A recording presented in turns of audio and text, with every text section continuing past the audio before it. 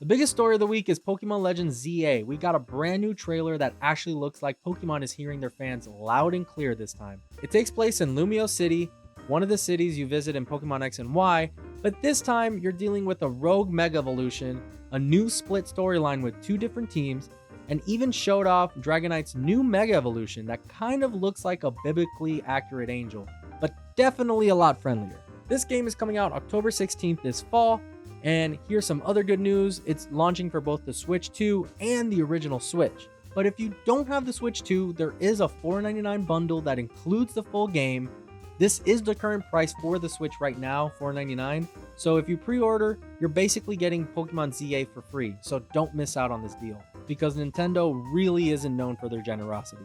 I'll be honest, I wasn't super sold on this game before, but this one actually looks like the next-gen polish that Pokemon has been needing for quite a while. It looks a lot cleaner and more structured compared to Scarlet and Violet, so all that we can hope for is that this game runs a lot better day one. Visually, it's got a cartoony, bubblegum, plastic look that's pretty common in children games nowadays, and I can understand why some folks might be turned off by this game. But let's be real, this is Pokemon. It's a kid's game at the end of the day.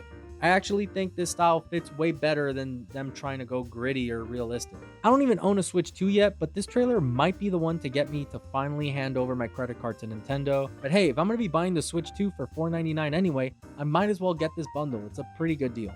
The next thing I want to talk about today is From Software might be bringing back Dark Souls 3 with a full remaster.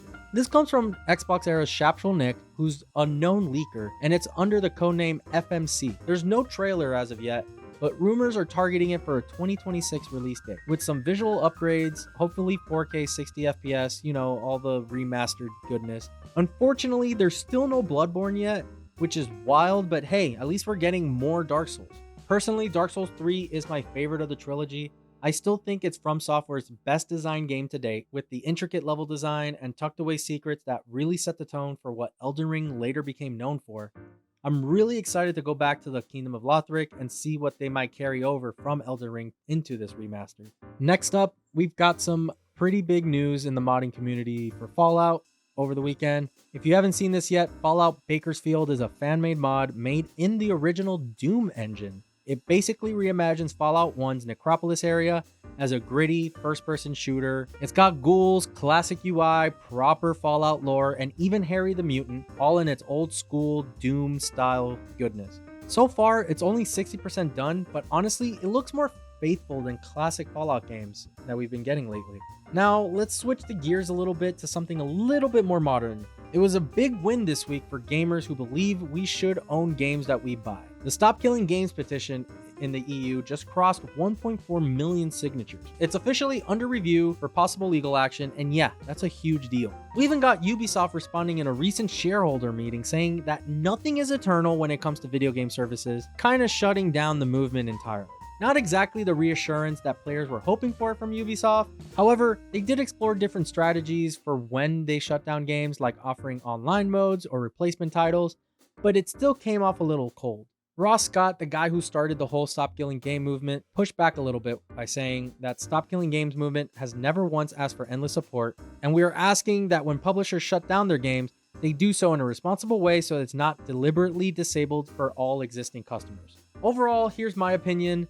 I get how language like this, legal language, could limit developers from creating kinds of online experiences that they want to build. But honestly, I think that's where the root of the issue is. It's how consumers are informed by the products they're buying. Like, if a game is online only or dependent on a live service, that should be clearly stated. We need legal and standardized language, something like keywords or labels so players know exactly what they're buying into. Right now, most of that gets buried under marketing. At the end of the day, people just want to play the games they paid for, and that's fair. If I spend money on a game, I should be able to play it whenever I want. But at the same time, there's a reason MMOs like World of Warcraft have subscriptions, and games like Fortnite are free to play. It's not static products, they're curated ecosystems that take constant work and money to run. So I'm not saying every game should last forever. Like, if I want to play Skyrim in 2025, I bought it multiple times across different platforms. I deserve to play that game whenever I want. But I also think players need to better understand what kind of experiences they're buying into. If a small group of players want to keep the game alive after it's shelved, that's cool too. Give them the tools, educate the community, let them preserve what they love.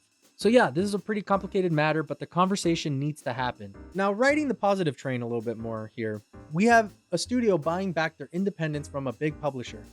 That's right, the Chinese Room, the studio behind Still Wakes the Deep and Everyone's Gone to the Rapture, just bought themselves back from Tencent. They're now fully independent and finishing Vampire the Masquerade Bloodlines 2, which is dropping this October.